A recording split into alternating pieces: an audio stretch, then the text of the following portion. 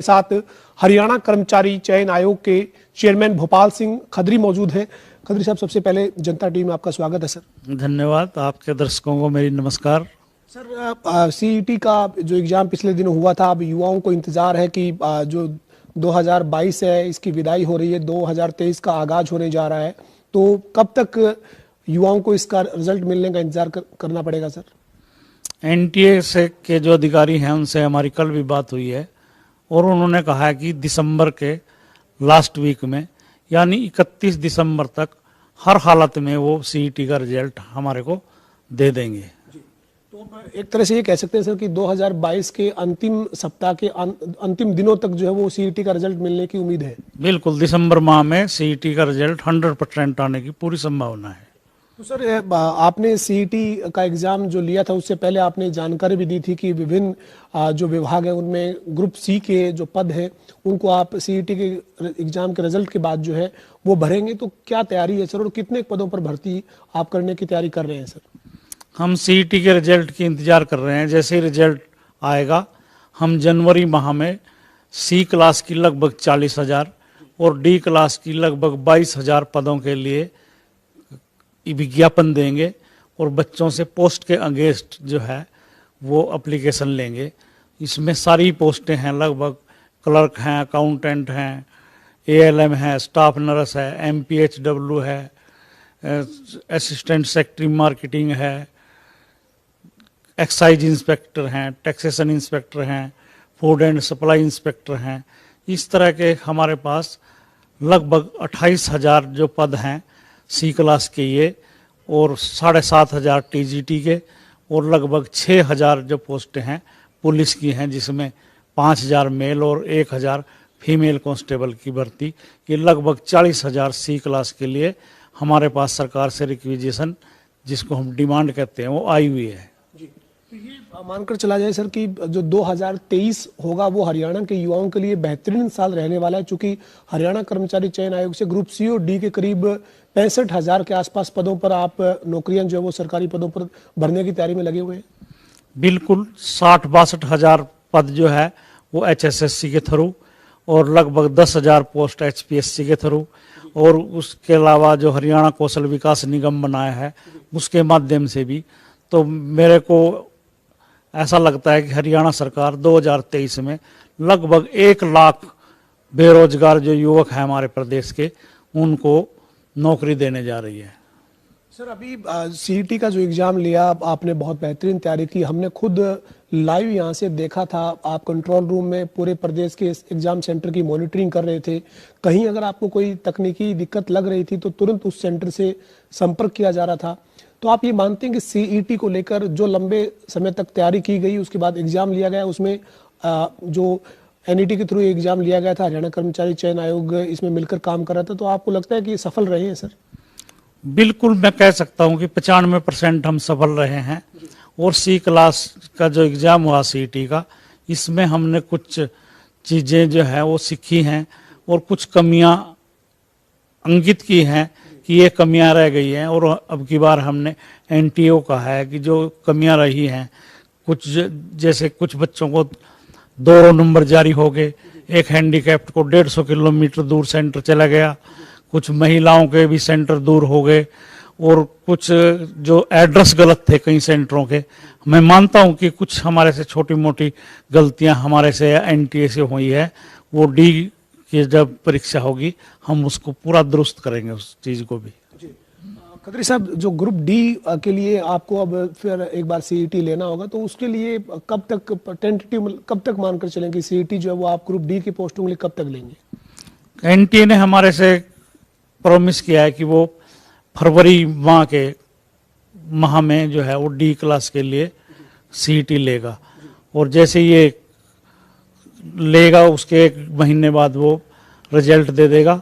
उसमें further test की कोई वो नहीं है, मेरिटोरियस बच्चों से ही हम कंसेंट लेंगे और साथ के साथ उनको जितनी भी पोस्टें 22,000 डी क्लास की आई हुई हैं वो बहुत जल्दी भर जाएंगी, क्योंकि उसमें अगला कोई स्क्रीनिंग टेस्ट, फर्दर टेस्ट नहीं है। सिर्फ हमने बच्चों से कंसेंट लेनी है जो टॉपर हैं, क्या आप डी क्लास में लगना चाहते हैं।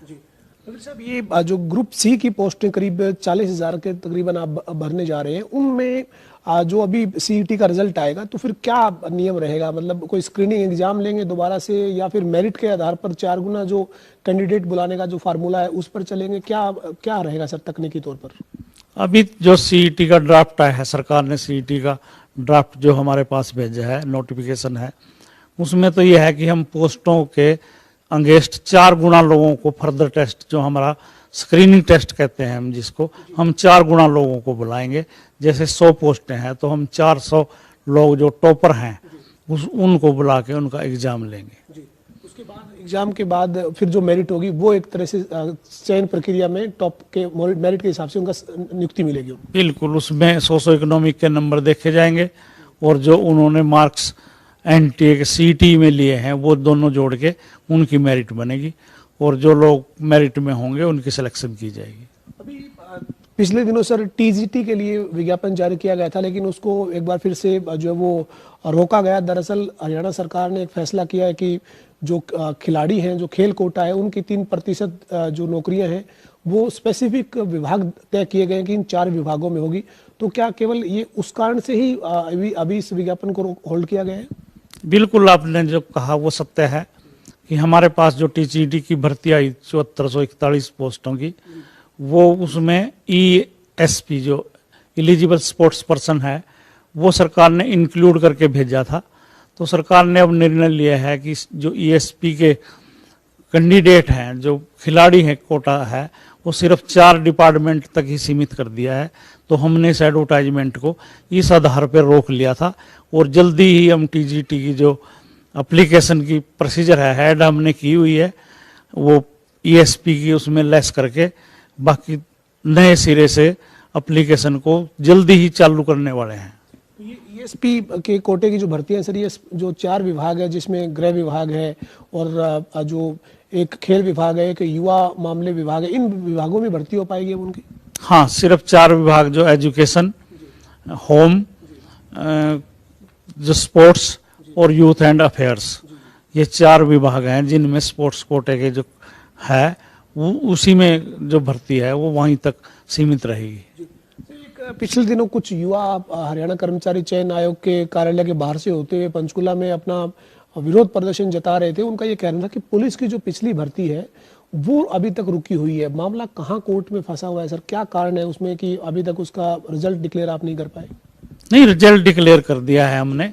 रोक ज्वाइनिंग पे है, जो माननीय उच्च न्यायालय है उसने ज्वाइनिंग पे रोक लगाई हुई है। हमने 6600 लोगों की भर्ती जो सिलेक्शन का रिजल्ट फाइनल हमने दे दिया है। उसमें परसेंटाइल जो मेथड है, जिस मेथड से हमने रिजल्ट तैयार किया है, कुछ कैंडिडेट ने उसको चैलेंज किया हुआ है। उस आधार पे उच्च न्यायालय ने अभी रोक लगा रखी है, और मुझे उम्मीद है कि जल्दी ही इसका निर्णय होगा और बच्चों को जल्दी ही नए साल में जो है ना ज्वाइनिंग मिल जाएगी।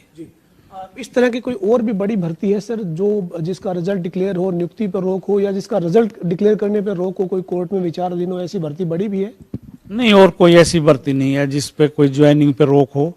जितनी रिजल्ट हमने फाइनल दिए हैं उनकी ज्वाइनिंग हो चुकी है या हो रही है, और किसी भर्ती पे ज्वाइनिंग पे या रिजल्ट डिक्लेयर करने पे अभी कोई स्टे नहीं है। हमारे सामने ही पीटीआई के जो चयनित जो युवा हैं वो यहाँ पर आए हुए थे, आपका आभार व्यक्त करने पहुंचे थे।